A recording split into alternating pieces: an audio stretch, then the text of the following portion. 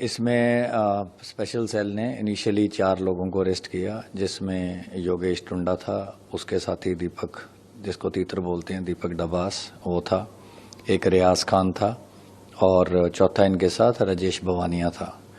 तफ्तीश के दौरान 2 लोगों के रोल का और पता चला था, जिसमें एक विजय चवन्नी करके था और छठा उसके साथ अताउल रहमान था। जो चवन्नी था, इसने सीसीटीवी कैमरा के आगे चादर लटकाने की कोशिश की थी कि ये इंसिडेंट सीसीटीवी कैमरा में कैद ना हो, और जो अताउल रहमान था उसको इन्होंने जो चाकू से स्टैबिंग करी थी वो उसको दे दिए थे, उसने उनको डिस्पोज कर दिया था। सर, किस तरह से इन्होंने क्योंकि अभी तक पुलिस रिमांड में थे ये लोग, क्या बताया इन लोगों ने और क्या गैंगवार का जो सामने आया था उसके बारे में थोड़ा सा डिटेल। गैंगवार में ये था कि गोगी के मरने के बाद इनका मेन टारगेट टिल्लू था ही, और दोनों जो दीपक तीतर हैं और योगेश टुंडा है, इन पे भी पहले स्टैबिंग हो चुकी है जेल या जेल प्रोडक्शन के दौरान खर्जे में। तो तीतर के तो 2 बार स्टैबिंग हुई है, तो उसके लिए इनको ये था कि टिल्लू के आदमियों ने ये स्टैबिंग करवाई है, और इनको एक पुराना ग्रज भी था, प्लस इनका जो गैंग लीडर था जितेंद्र गोगी, उसको मरवाने में भी इनको पूरा वो था कि टिल्लू के शूटर थे और टिल्लू ने उसको मरवाया। टुंडा उसके साथ पड़ा था, पुराना जानता था, दूर रिश्तेदारी में भी था उसके साथ। तो जब ये 22 को मंडोली से आया तो तभी से इन्होंने प्लान कर लिया था, क्योंकि ये नीचे वाले सेल में था, ये ऊपर थे, और जो रेलिंग थी वो काफ़ी बहुत ज़्यादा स्ट्रांग नहीं थी। और जो इनके साथ तीसरा रियाज खान है, उसने पहले भी एक बार जेल में ऐसे सलाखें तोड़ी हुई हैं पुराने इंसिडेंट में। वो जिस कम्युनिटी को बिलोंग करता है वो डेंटिंग पेंटिंग का काम करते हैं, तो उसको लोहे के काम की काफ़ी महारत थी। तो उसने गीला कपड़ा करके चादर में क्योंकि चादर जब स्ट्रेंथ कपड़ा गीला हो जाए, नॉट उसको बन जाए, तो इन्होंने एक वाइपर था, वाइपर की रॉड तोड़ ली थी, तो उसको जैक की तरह इन्होंने चादर में जैसे चादर का एक तरीके से जैक बना लिया।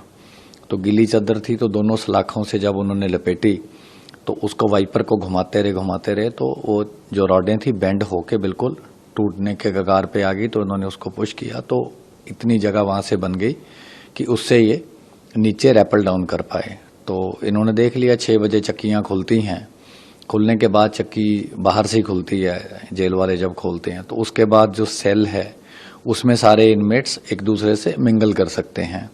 ऊपर का सेल अलग था, लेकिन वो इन्होंने रॉडें तोड़ दी और वहां से ये चादर से रैपल डाउन कर गए।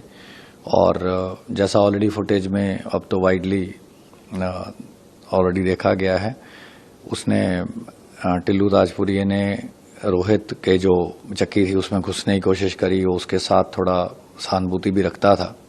दोनों ने गेट को अंदर से पकड़ा, लेकिन क्योंकि इनके पास 4 चाकू थे जो इन्होंने एग्जॉस्ट फैन से बनाए थे, जो एग्जॉस्ट फैन के सपोर्ट मेंबर्स होते हैं, वो इन्होंने एग्जॉस्ट फैन को तोड़ के उसके जो ब्लेड्स थे वो अलग फेंक दिए थे, और जो मेंबर्स थे एग्जॉस्ट फैन के, उसको इन्होंने जो ये सैनिटरी टाइल होती है, जो इनके वहाँ एक मेकशिफ्ट बाथरूम होता है हर एक बैरक या सेल के अंदर, तो उसकी जो लूज टाइलें थी उसमें से एक टाइल उखाड़ के, टाइल की बाथरूम टाइल की जो रिवर्स साइड होती है वो काफ़ी खुरदरी होती है, तो इनको एक मेंबर को चाकू बनाने में, उसकी धार लगाने में और तेज़ करने में तकरीबन 1.5-2 घंटे लगे।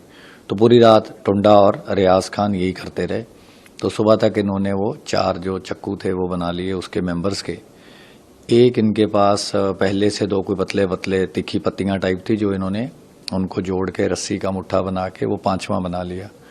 तो 2 उनमें से दीपक तीतर के पास थे और उसका काम स्टैबिंग का ही था, और टुंडा उसके साथ था। रियाज खान को भी यही टास्किंग थी और बाकियों को दूर रखना था। भवानिया एंड में उतरा, तो उसका भी मेन काम यही था कि बाकी इनमेट्स इसमें ना आए।